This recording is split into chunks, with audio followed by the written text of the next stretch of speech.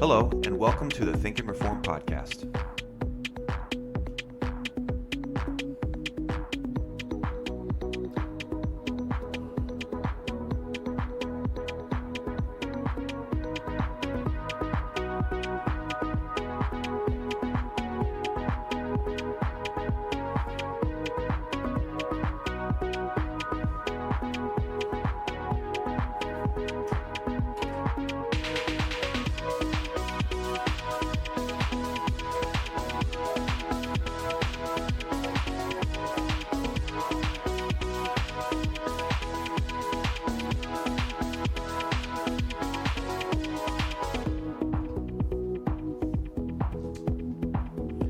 Well, we're down here in the cage. It's been about 3 days since Russia invaded Ukraine.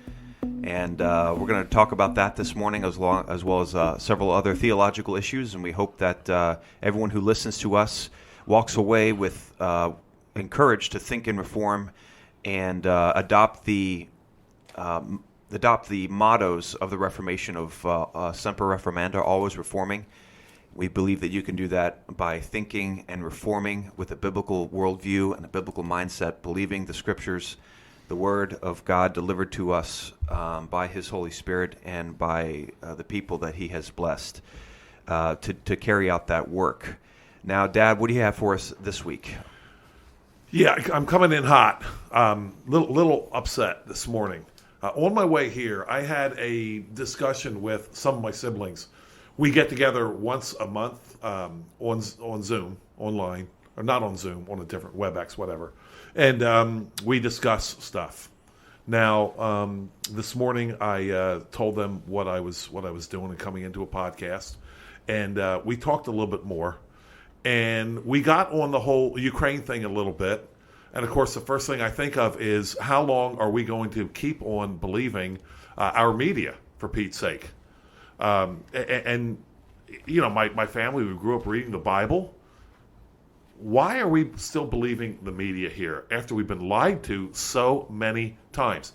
And I went right back to COVID. And I said, how many times have we been told lies? And these people are liars and murderers, right? So doesn't one of my siblings come back and say, you know, trying to, shall we say, calm the waters here, right? Come back and say, well, you know, they're people too. And I'm like, you know, up until this moment, I thought they were robots or something. I thought the Martians had invaded. Oh, but these are human beings. And so I said, as are all murderers, right? Mm-hmm. And again, I'm thinking, why am I even having this conversation with siblings that I grew up in a Christian home? What in the world is going on here? And I began to think of the relativism that's invaded just about everywhere. So I said, here's the thing. I said, think about this. We have not believed that the population control people are serious. But we better understand something here. If the population control people are serious, and they have money, and they have power, of which they do, and they're serious, then they're going to kill people, right? This is not hard to figure out here. And it got quiet at that point, and we didn't go on much further than that. There he goes again. Yeah, I mean, this is like simple stuff here. If you believe in population control, you can't do that without killing people, right? I mean, I'm not Sherlock Holmes here. I don't have a degree in mathematics, but I'm pretty sure if you want less people, you got to kill them to get there. Pretty sure. And here I am explaining this. I mean, it was an upsetting moment for me. And I began to think about something. I began to think about the whole relativistic thing. And I'm reading a book right now called Indian Captive, written in 1946 by Lois Lenski. She was an illustrator of kids' books. And she's also an authoress. And she wrote Indian Captive, the story of Mary Jemison. And Mary Jemison was a young white girl that got captured by Indians at a young age. And her story is unique. American Indians. Mm-hmm. Her story is unique because she refused to go back to leave the Indian way of life later on.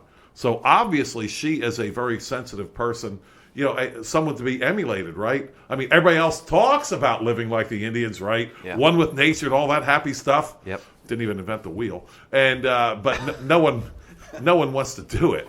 right? And so there's this passage in here that made me think of my conversations, whole relativistic thing. Meaning, in the case of my sibling, like, let's just see the murderers as human beings too. Yeah, that's the problem, I'm pretty sure, right?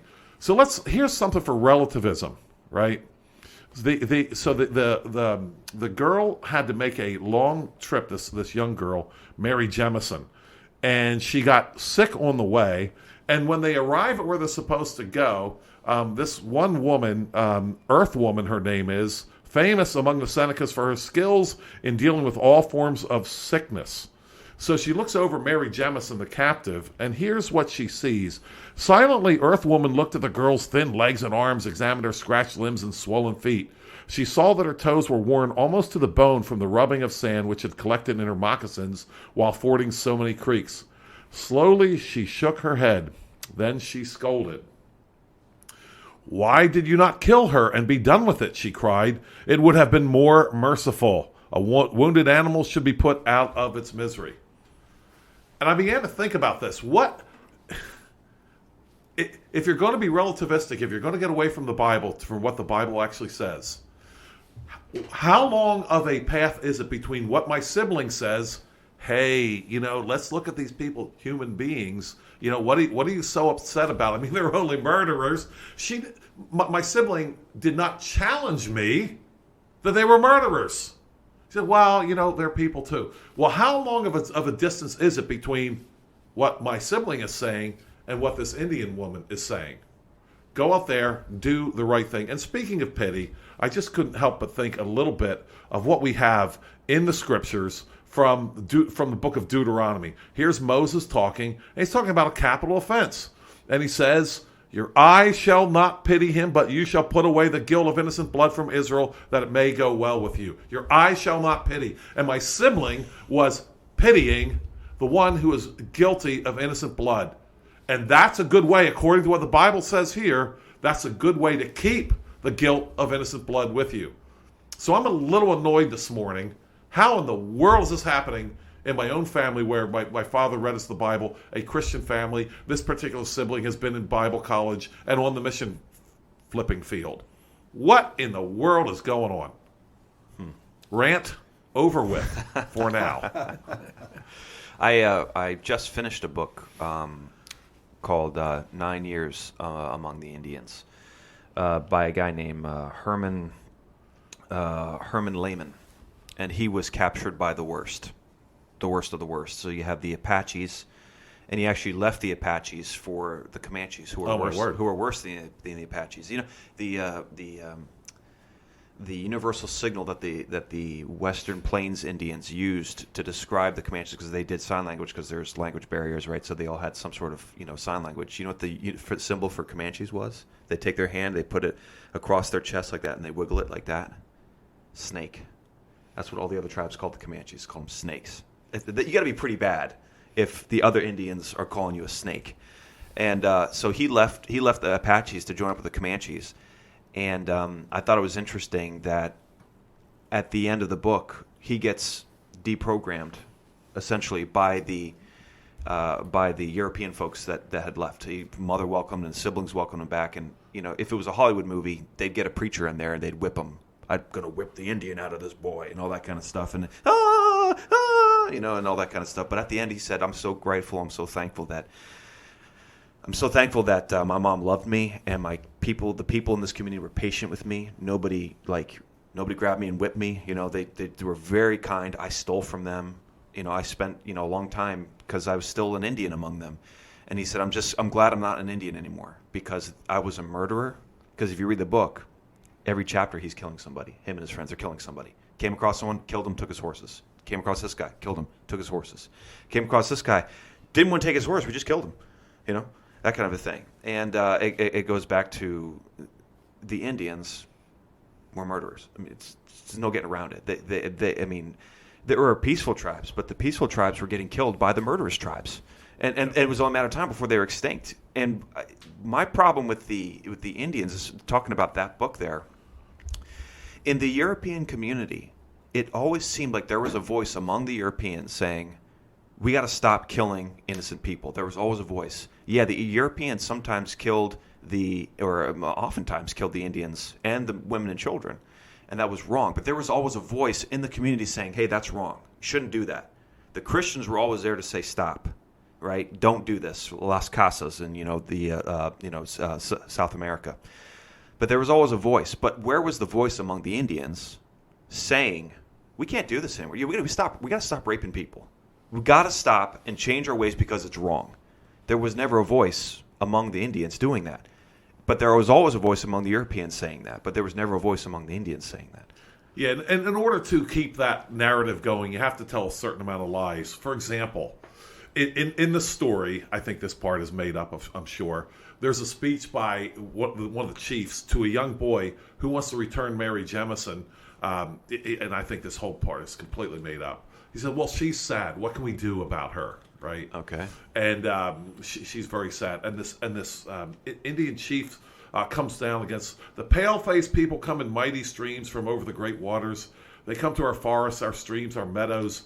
They kill our men. They kill the animals the Great Spirit has given us for food and clothing. They spoil our hunting and so forth. This is the classic thing, Hollywood. And this book was written in 1946, so this stuff's been going on for quite a while. And he goes on to say this. This is a serious lie. Their horses and cows eat the grass our deer used to feed on. Okay, true. Now listen to this. They have no respect for the forest. They chop down trees not for use, but merely to destroy them. I'm pretty stinking sure that these Europeans on the edge of existence didn't have the time to go out with their axe and chop down the trees. They could say, "Timber, everybody, get out of the way. Oh, wasn't that exciting? Let's chop down another one." But I mean, this are kind of lies that sneak in there, right? That's going to distort your idea of what's really going on, and this stuff cannot be sustained without that type of lie being snuck in there. All I can think of is that stupid Bambi movie, which I hate. The hunters come in, right, and the next thing we have Bambi's mother. Right? And Bambi says, "What's happening, mother?" Man is in the forest. Man has come into the forest. And man who wants to hunt deer, knowing deer live in the forest, right? Yeah. First thing he does was to burn it down. Right? These kind of lies that just sneak in all the time. Mm-hmm. And then we believe them. Right. Because of our soft sentiment.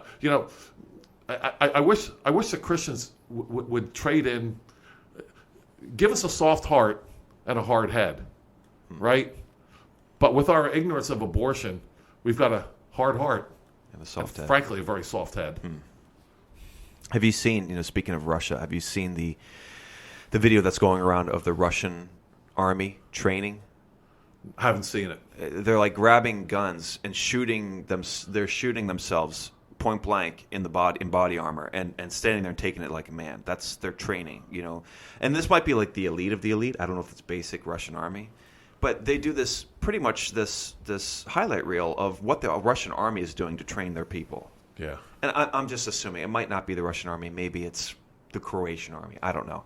But somebody made it and said, "This is the Russian army. Here's what they're doing." And they're smashing cinder blocks. They're lighting themselves on fire. They're going through rigorous training. And then it cuts over to the American army, and it's a bunch of girls in a barracks, and they're doing like a flash mob dance, like they're dancing and stuff like that, And it concludes with like, "This is not going to end well," But that's an example of a hard heart and a soft head. Yeah. Yeah, Joel, I think when you talked about the relativism as you started, yes, relativism indeed, but humanism at heart behind it. Everything really comes down to Christian value or humanist value. Yep. We need to start calling it what it is. Plus, you say it's written in 1947, but I can point you to John Wayne movies, right, and from the 30s, where they're handling the Indians with, kid gloves. Yes, it was cowboys and Indians, right? And when we were kids, we played cowboys and Indians, and the cowboys were the good guys and the Indians were the bad guys. But in the movies, it was the poor noble savage, and that's from when they started making movies.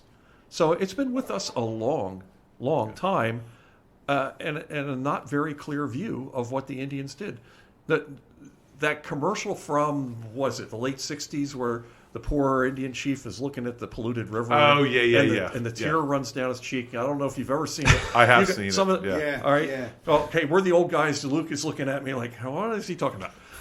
But yeah, I remember. But it influenced a generation of people saying, "Oh, these Indians are in tune with nature, and we polluters are not."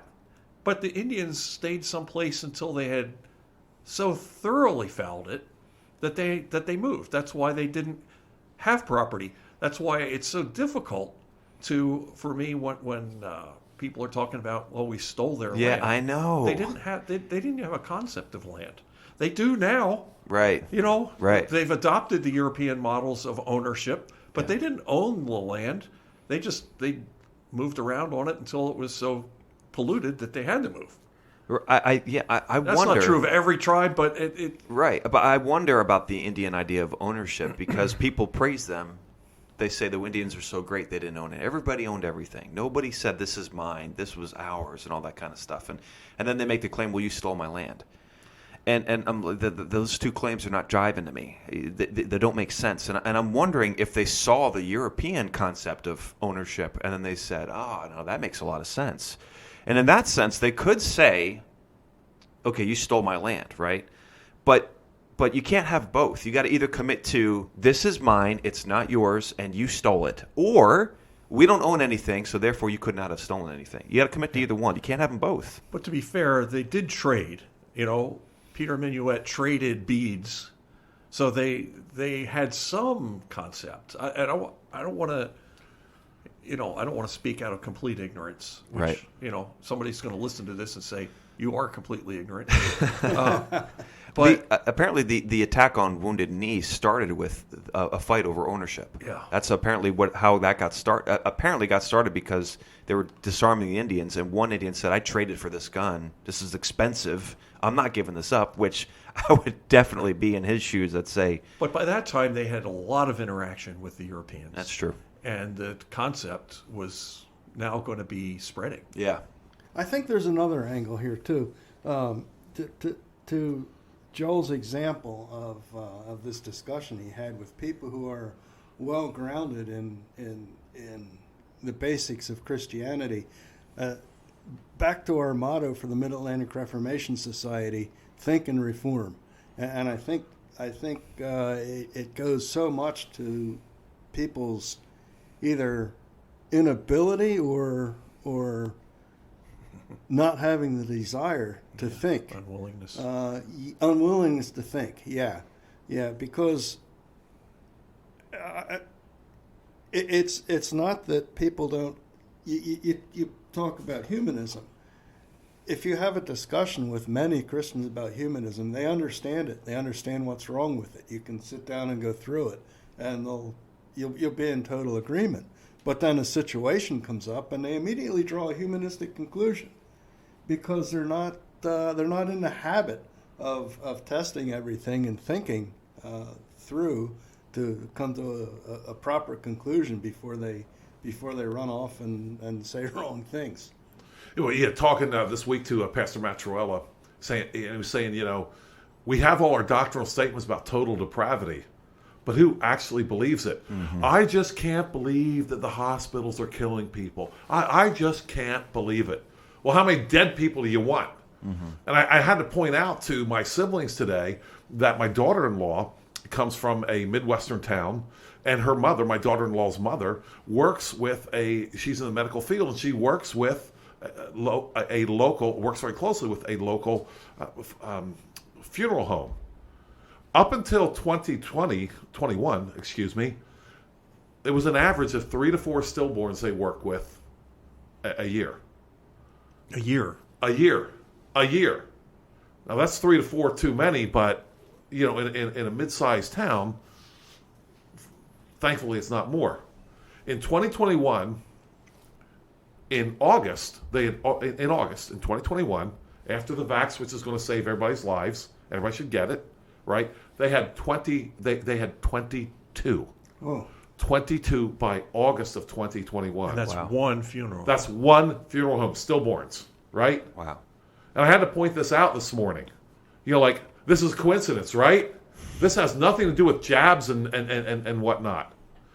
How many? I mean, what's the evidence here? But we already have the evidence. Paul lays it out. Their feet are swift in running to mischief. Destruction and misery are in their ways. We don't believe it. I maintain we don't believe it. We don't. Yeah, I hear more people saying, I don't understand it. They believe it. They see it with their own eyes. But they don't understand. Well, why? I don't get it. This thing I keep hearing. I don't get it. I don't get it. But it's the same real problem is, have we incorporated... It brings me back to 2008 with the financial crash and the $1 trillion bailouts of the big boys and all of that. I was having a discussion at work with a guy who was a very smart guy. But I mentioned what was going on, and he looked at me and he said, "Why would they do that?" Right. Maybe it's for the bailout. I didn't even continue the conversation. I thought, where do I even start to answer that question? Why would they do that? I mean, I would have to set up if he asks that question, you'd have to set up a 6-week course for him just to answer that question. And this was a well-educated, smart guy. Yeah, and not to get too far down the bunny trail, but in September of 2019, the overnight repo rate, the repurchase agreements between banks for overnight loans exploded. The interest rates exploded, and nobody could understand why. There's still been no explanation. Now, this is September of 2019. So when I saw this stuff starting to happen in February of 2020, I'm thinking, aha. Let's engineer a crisis so we can hand out money without people asking why. Because the banks were in serious trouble. Serious trouble. An overnight repurchase agreement, it happens all the time. It happens every day between every bank. It goes on and on. And that's what the repo market is. And it's like a % per annum interest. It's like a non-interest. And it spiked to 10%. And all of a sudden, banks wouldn't lend to each other overnight, which implied that something had blown up, either in the derivatives market, somebody lost a book, whatever. And there's a possibility that all of this COVID started as a cover to hand out a couple of $1 trillion without anybody asking a question why. And I haven't heard, nothing. I haven't heard, you don't hear anything about that. And we've just handed out gazillions of bucks. That's interesting. It would be interesting to know if that's the case.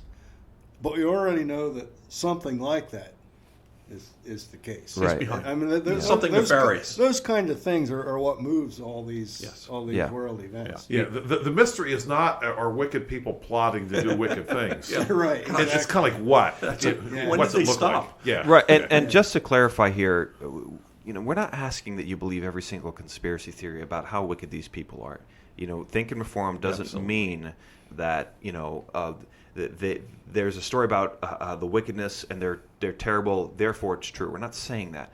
But can you please believe that wicked people could do that? That's a good point. They could go that far and kill babies. They're already killing babies. Guys, we're already killing babies.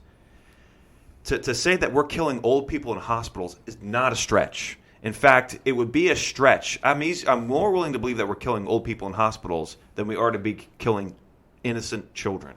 But we're already committed to the worst thing you could possibly do, and that is kill a child because it's inconvenient. And so everything after that is like not even remotely close to being that wicked, in my mind. We've embraced the worst possible thing. Everything after this is just maintenance. And we're not asking you to believe every conspiracy theory, but can you please say, oh, wow, I could see them doing that. Yes, man is that wicked. And if you don't look at yourself and you're not concluding that I could do that too, but for the grace of God, I would be doing that thing, then there's a serious problem in your own life where you say, if I wouldn't be doing that, then they probably wouldn't be doing that either. There's probably some sort of self-protection going on in there. I'm not going to conclude that, but I suspect when people say, oh, no, they would never do that, I suspect a lot of times what I'm hearing is, I would never do that. And I hope that's not true. But the total depravity doesn't say believe everything about how wicked about what wicked people are doing. Just believe that they are capable. Man's wickedness is capable of doing that thing. John, what do you have for this week? Well, Luke, I had an opportunity this week to visit the topic of church incorporation. The 501c3 church incorporation issue. Yes. And I just wanted to rehearse it here to bring it out because people say that in one breath. 501c3 corporation. Yeah. There are two issues. There's corporation, and then there's tax policy. They're really separate issues. And I just wanted to point out that people think that there are all these advantages to incorporating for the church, right? What do you hear about when you hear about incorporation? Well, you hear that the corporation has limited liability.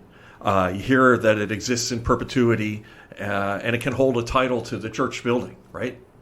But then they never talk about the fact that a corporation can sue and be sued, which is very much more difficult if you're operating as a church, as a trust, as a church entity.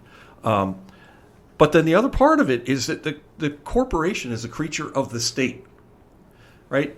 And we talk about all the time here at Morris the seeming impotence of the church in America, right? And it's a sovereignty issue, right? I am the Lord your God who brought you out of the land of Egypt. You shall have no other gods before me. And that's a claim for sovereignty. That's a claim for absolute sovereignty over the church that Christ died for. And if you incorporate as a church, you are giving the state sovereignty, because one of the other, if you are incorporated, you must obey the laws of your incorporation, and you have no constitution. A corporation doesn't have constitutionally protected rights like a church does. And so we've given up sovereignty. And so why are we surprised at the impotence of the church? And they're agents of the state. They are agents of the state. Not only that, you are one of the. There was a Supreme Court case in 1906 that it implies that the Supreme Court decision said that incorporation implies that you are going to act to the benefit of the public good. Well, who gets to define that, right? So there's that. So we have that whole corporation issue to visit, and we really need, as churches, we need to examine what it is that we think that we're getting out of incorporation. Now, the church I belong to is not incorporated. We choose to operate as an unincorporated nonprofit association, which in Pennsylvania there's code sections for that. There's Pennsylvania code that deals with that, and we could own a property if we should desire. Just to clarify, John, I believe I'm correct that in order to be 501c3 tax exempt, you have to first incorporate. Yes, I was going to get to that. That's it. But they're two different issues. There's corporation by itself, and that's the other benefit that people think about when they incorporate. Oh, it's because I can be a 501c3 corporation, which protects me from having to pay taxes, and it makes the donations that we collect tax deductible, as long as we abide by the rules of our incorporation, which of course muzzles any political speech, not any political speech, but most political speech from the pulpit. And so there's the tax issue. And one of the things about the taxes, let me back up here with corporation, that you have very limited liability as a church anyway, right? So you want to incorporate for your limited liability, but as a church, if you operate as a church, it's very difficult to sue a church because a church is the whole group of people. Who do you sue? You can't really grab a hold of that. So the limited liability issue is kind of a non-starter to begin with. And churches, because the state shall make no law regarding the imposition or the establishment of religion. Right, the free practice thereof. Right, or the practice thereof. So you're already exempt. The church and state separation is enshrined in the First Amendment. And so you have your tax exemption, you're accepted from taxes as a church. Already. And as a church, if you're operating as a church, the donations are automatically tax deductible. I want to read, there's two things I want to read from here. First of all, here from the IRS publication number 526. This is talking about the deductibility of donations to a church. It says organizations that qualify to receive deductible contributions. That's the title of this little section in 526. You can deduct your contributions only if you make them to a qualified organization. To become a qualified organization, most organizations other than churches, as described below, must apply to the IRS. So, people read right over that. And they don't realize that the IRS is saying churches are already, the donations they're already tax deductible. So there's that. How is that so widely missed? People don't want to know. People want to be incorporated. People want to be part of the team. Right? It's a business, Jim. How many churches do you know? Almost every one that I'm going to guess. Most of the churches that you know operate as a business, with the pastor as the CEO and the board of elders operating as the board of directors. Yeah, right. It's a business. Let's talk about this little church went to market is a great book from those years ago. Gary Gilley. Yeah. Where he says, if you look behind this curtain of a megachurch and all you see is a money-making machine. It's, and that's true for a lot of churches. The other thing I wanted to read here is this is from a Supreme Court decision in 1983, Bob Jones University versus the United States. And the Supreme Court said this: the court asserts that an exempt organization must demonstrably serve and be in harmony with the public interest. It must have a purpose that comports with the common community conscience, must not act in a manner that's affirmatively at odds with the declared position of the whole government.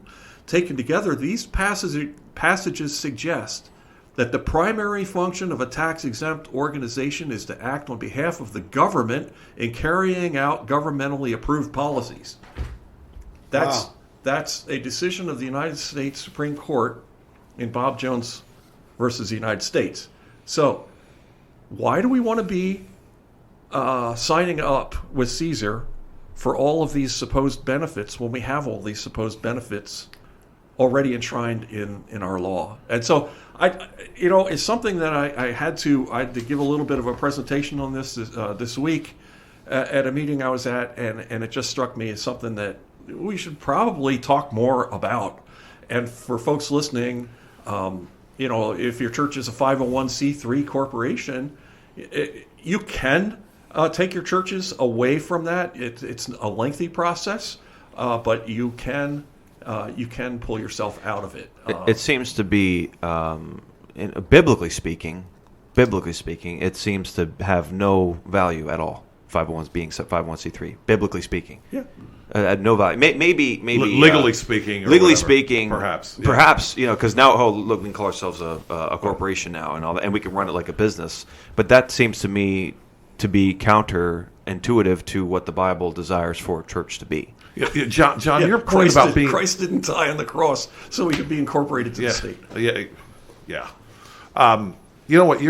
That discussion there, John, has straightened something out for me here. Some of you know who Rod Dreher is, right? Writes for the American Conservative. Yeah. And January 31st, he wrote an article for the American Conservative called "Secret Activists Queering." Yeah, I'm saying it correctly, not clearing, queering evangelical churches.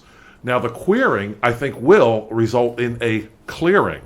Okay, but it's not. It's just to make sure it's not querying, like asking. No. Query. No. It's perversion querying Yeah. is what's going on. But here's why I say it's may result in a clearing.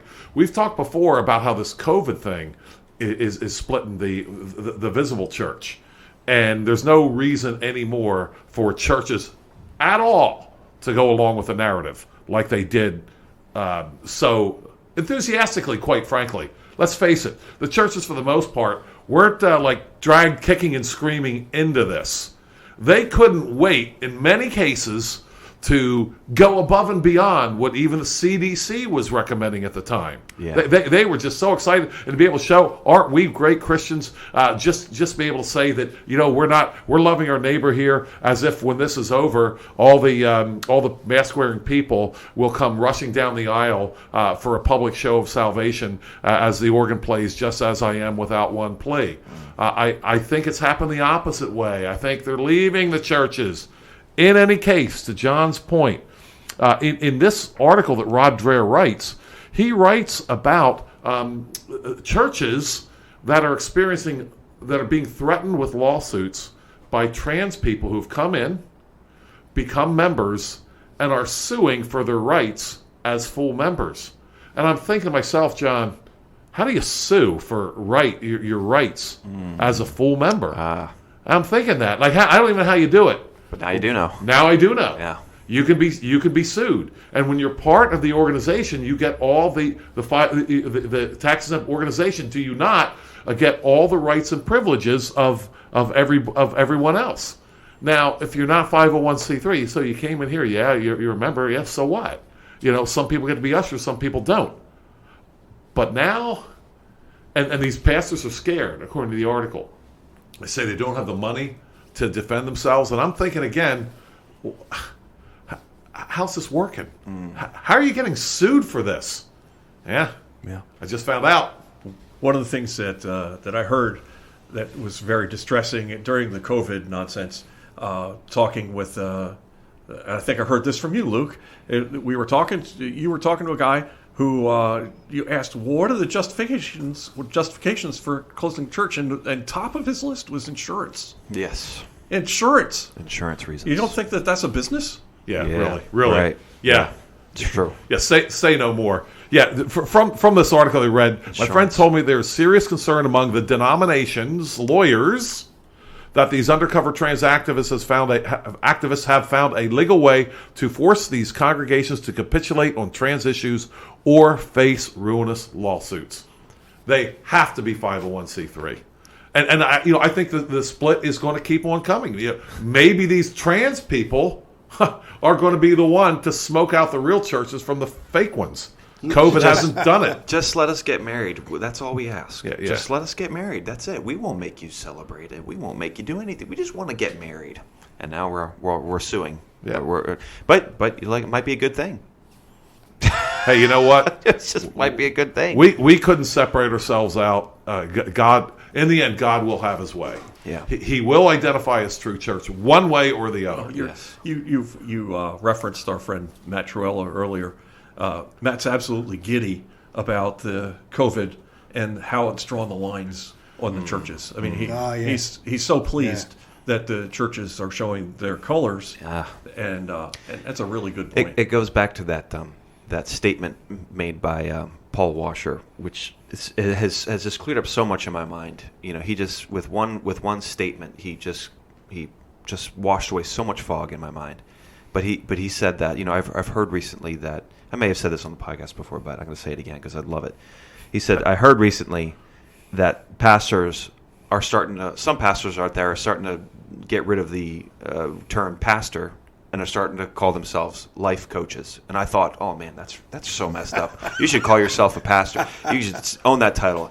And then Paul Washer comes in. And he's not done yet. He's not done with his statement. He says, and I'm glad because you're not a pastor, and I'm glad you're not calling yourself that anymore because you're not a pastor. And I said, boy, was I wrong. I got red pilled in really short amount of time. But that statement cleared up so much fog in my mind because I was operating under that silliness. But a lot of silliness in my mind was washed away. I heard that the pastors are not calling themselves pastors anymore. They're calling themselves life coaches. And I'm so glad that they are, because now people won't be confused about what you are anymore. You're not a pastor. Great, be a life coach, but you're not a pastor. That's great in my mind. Jim, what do you got for us this week? All right. Frame the things that I'm about to cover with the idea that the events that go on and history and so forth are never static. There's always a direction. And I think when you look at things that are going on, the first thing you need to analyze in your mind is, where is this headed? What's the long-term trend?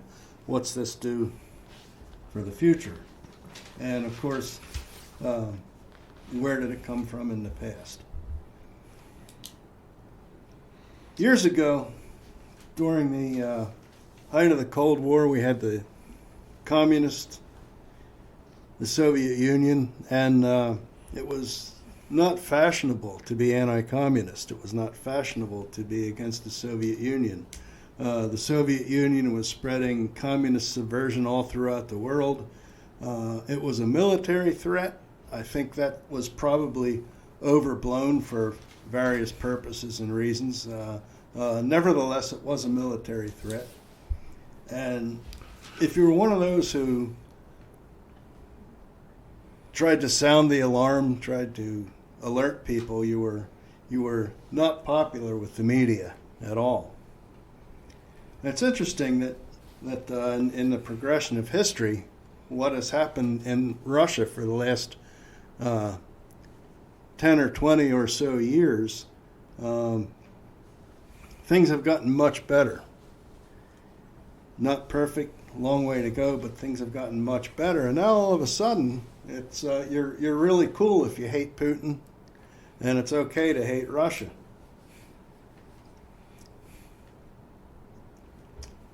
In Russia today,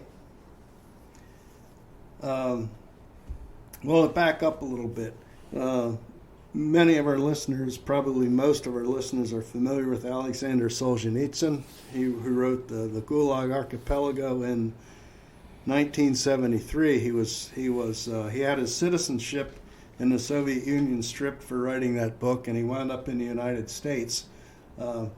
The book was basically a chronicle of the horrors that took place in the Soviet concentration camps under Stalin and so forth. He eventually went back to Russia, I think in 1994, after it was largely decommunized. And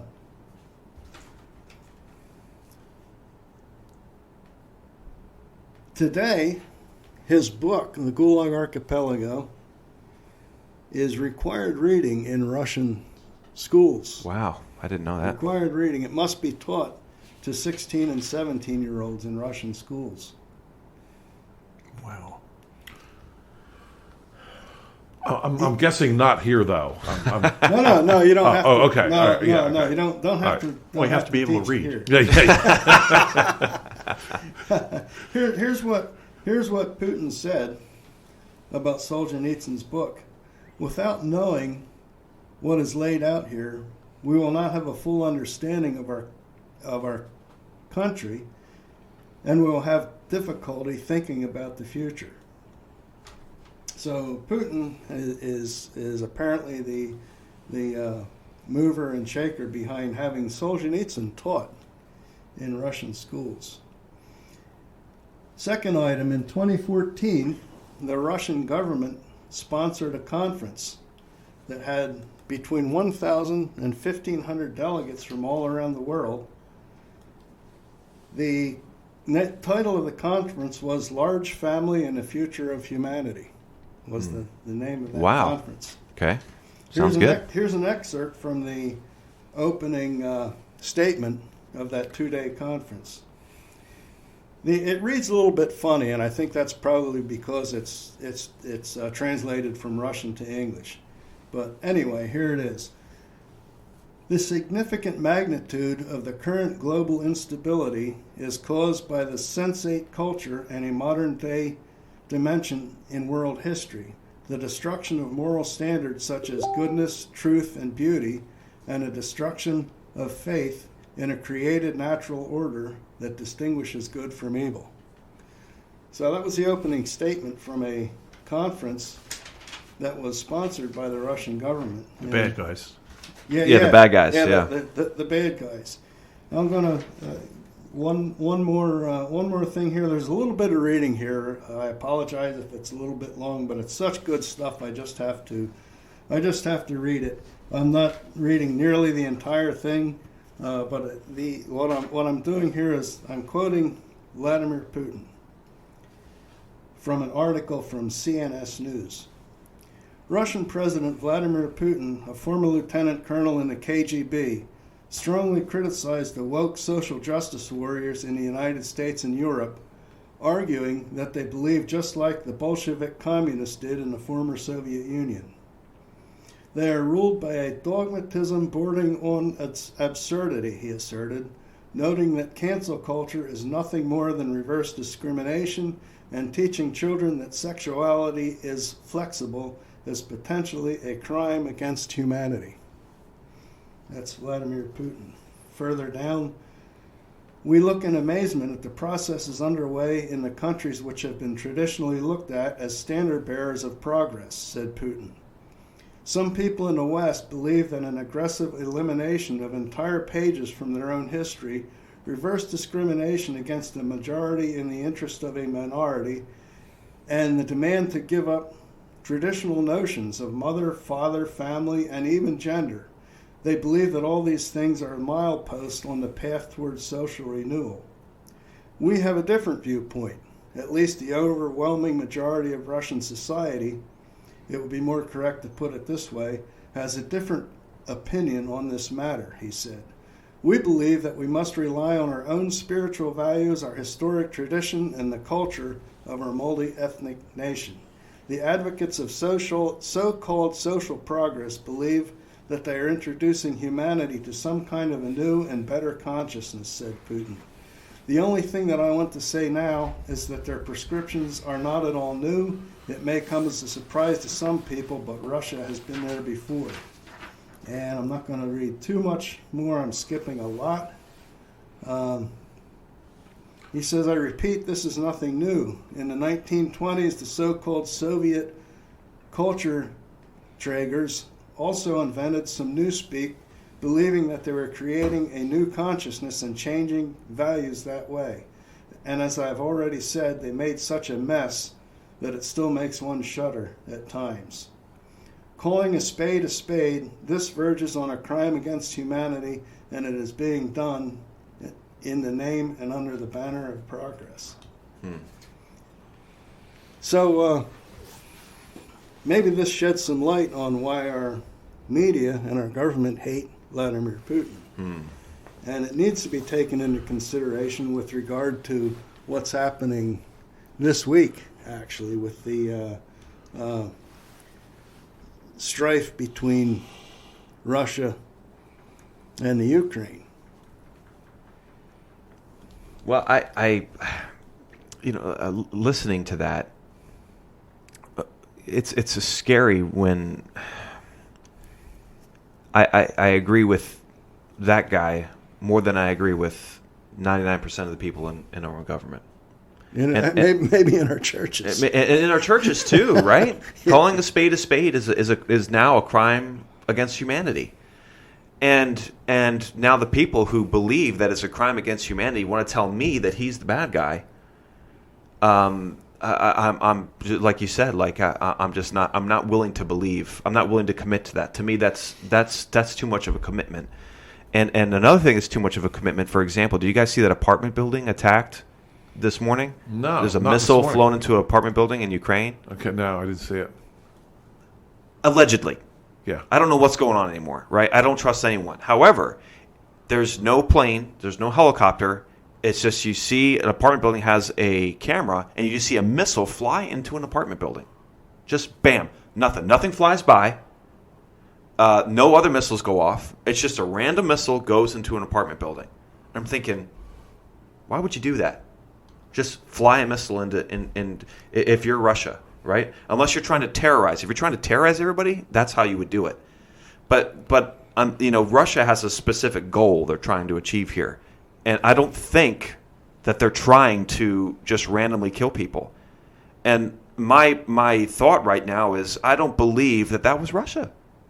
I am willing to believe that was some Westerner with the capability of a missile just flying it in to say, oh, look what Russia did, to get other people angry and involved. Yeah, I've read reports that the actual civilian casualties are extremely unusually low. Yes. And that the targets have been very surgically targeted at military. Yeah, I want to know why. I mean, how long have we been bombing people indiscriminately here, United States? Yeah, with conservatives backing the whole thing. Bomb them. It's like old McDonald's farm. Here a bomb, there a bomb, everywhere a bomb. Yeah, bomb a wedding party, but it's okay because they're Muslims. Right? Or whatever. Right? We've been doing this. Greater good. Yeah. But they're not allowed to bomb. Cuban Missile Crisis. Right? You got to get those missiles out of there. Forget about Cuba being a sovereign nation or whatever, communist, whatever, which didn't seem to bother too many people. I don't think communists bothered FDR all that much, quite frankly. But anyway, you got to get those missiles out of there, right? Well, I'm not a cartographer, not a map guy, but I can read them a little bit. And I looked at a map and I discovered something. That Cuba is a lot further away from Washington, D.C., than the Ukraine is from Moscow. Yep. Kind of something to consider here. Before 2014, Ukraine had a pro-Moscow, popularly elected premier. Overthrown in 2014 by a CIA-backed coup. This is common knowledge here. Who then steered everybody towards NATO. And Putin, I think, has a point here. Why does NATO exist? NATO existed to protect us from the communists. Putin isn't a communist. Now, what is NATO protecting from? Right. I think that's a fair question. I want to hear an answer to that question from somebody. Mm-hmm. What is NATO protecting Europe from? Mm-hmm. Somebody answer that for me, please. Yeah. I don't want to be an apologist for Russia. I mean, Putin's no saint. And let me interject here. I'm giving what I found to be some really radical examples that almost shocked me, and I cherry picked. Okay, I get it. I'm sure I can cherry pick some things. I'm not going to let you apologize too much here, Jim. I'm not going to let it happen because I want to know who the good guys really are now. Okay, we've identified Putin, the bad guy. All right, the terrible guy. Identified as a bad guy who by the people who lied to us again and again about COVID, right? I want to know who the good guy is. And you better not say Joe flipping Biden. Right. But don't say NATO either. No, none of that. I want to know who the good guy is. So, Jim, I don't want to... Yes, Putin is no saint. The guy's a KGB freaking colonel, for Pete's sake. He's a politician. What more do you need to know? And so we don't really know. But I'm really off-put by these American media people who have suddenly found their moral compass when it comes to Russia. Yeah. And you corner any one of them, and they're going to say, probably, Stalin, Putin, who's worse? Okay, I'm pretty sure Putin hasn't set up concentration camps, right, and murdered gazillions of people. Mm-hmm. I don't know how many, but he's no Stalin. And so the people that hate him now never really had a problem with Stalin. Yeah. So what's up? Well, they were the ones that were making fun of us when we had a problem. Yes. So what's up? So I got to stop you from apologizing here, Jim. Your apology tour has to stop here. Hey, Jim, you started off by saying let's couch this in terms of the long-term view, which that's always the best way to go. And in the long-term view, Putin's doing nothing more than the Monroe Doctrine that we have here, where we've declared that foreign interference in our hemisphere, our whole hemiphere, is off limits. We're going to act. We reserve the right to act. He's acting to demilitarize Ukraine, and hopefully it doesn't go any further than that, and that he does minimize civilian casualties and just demilitarizes it, which is what we all sort of agreed to way back when the Soviet Union was imploding, and we were taken down. We were reprocessing their nuclear weapons, and we agreed not to move NATO to his doorstep. That's all in writing. It's all in writing, and we violated that every which way. Yeah. So as he has pointed out, right. He's and Joel, you talked about Roosevelt and his chumminess with the communists. Joe McCarthy. You can't. It's hard to get worse than a worse insult than to call somebody a McCarthyite, right? McCarthyism, right? Yes. But he said there was a communist under every rock and green tree. Oh, it turns out that he was right. He was right. Yeah. I mean, look at the records. FDR's administration was filled with communists. Filled with them. Yeah. And now we know that. And so it's a great point that you make that when it was communists, everything was okay, and now that they're speaking anti-communist, now they're the bad guys. Now they're the bad guys. And to Luke's point about your point about the missile in the apartment, if you remember, with Syria, Assad was the demon. Yeah. Assad, who, if you talk to any Syrian Christians, there's a bunch of them living around here. Go talk to them. They love Assad. They say Assad is the best friend of Christianity in Syria. I've talked to numerous of them. And so now it makes more sense why we kept on bombing his lights out. Yes. And if you remember, one of the major news organizations had during what was going on over there, they had a report with video of something being bombed or whatever in Syria, and it turned out to be an old video that they dug out of their files. It was some chemical plant in Tennessee blowing up. Well, like you say, Luke, it's one thing to try to navigate the ideological bias of the people in the news media, but it's another thing altogether when they show you pictures of something that they say is happening, you don't even know if it happened. Ruthann just shared a photo on a group chat we're in, and it's 6 newspapers, and it's got a cover of the same woman on the front, all bandaged up. But that's a woman they've been using for like the last 15 years. She's been around. She's an actress. They make her look like she's been the war-torn, put an apartment building behind her, right? And is she looking to her left and there's like an apartment building behind her? There's an apartment building behind her, but all the pictures I think of her are looking at the camera. Right, you're right. She's looking at the camera from left over her left shoulder. If it's the same one I saw this morning on Facebook. She's a blonde woman, older. Yeah. And some people, some health professionals are saying like whoever bandaged her up is a genius, because in one photo she's got her head bandaged, in the other photo she's got her face bandaged, and they're like, wow, they healed it fast. I want to know how they did that, and it's the same woman. They've been using her face, I think, for a long time. And our moral outrage coming from people who went to, with Gaddafi. They said, "Oh, we came, we saw, he died." And thought it was funny. I thought it was funny. Yeah. That's funny, right?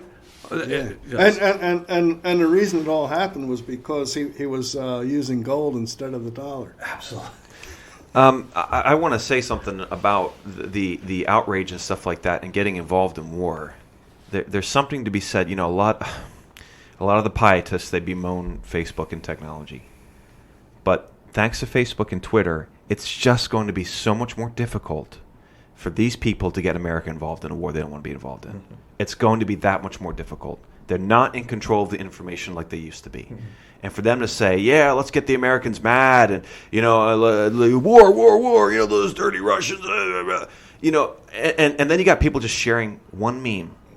One meme can destroy the narrative. One single meme. Yeah. One single episode of Joe Rogan interviewing somebody can destroy billions and billions of dollars of marketing by drug companies, pharmaceutical companies, and vaccine companies. It can destroy that. And you can even point to Joe Rogan's interviews, and suddenly the narrative just flopped drastically. It was already flopping. It was going to flop eventually, but he just shot a horse with a broken leg. Right, and they tried to censor it, but it was like playing whack-a-mole. Yeah, exactly. Exactly. It's going to pop up somewhere. It's just, everyone's, the problem with, oh my goodness, social media, it's so wicked. We're so lazy. We have such horrible problems. But brother, let me tell you something.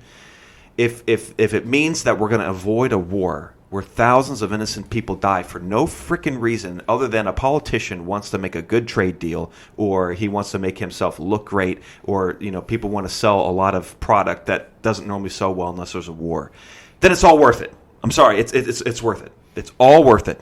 If anybody is interested in reading more about what I was talking about with Vladimir Putin, and I hope you are, Peter Hammond has excellent resource on that. Yeah. If you go to DuckDuckGo and type in "The Failure of Atheism and the Triumph of Faith in Russia," you'll come up with a bunch of hits. One of them actually will be a YouTube video of a presentation that he did for us some years ago in Reading. It's about an hour long, well worth watching, but he has a bunch of other resources on that too.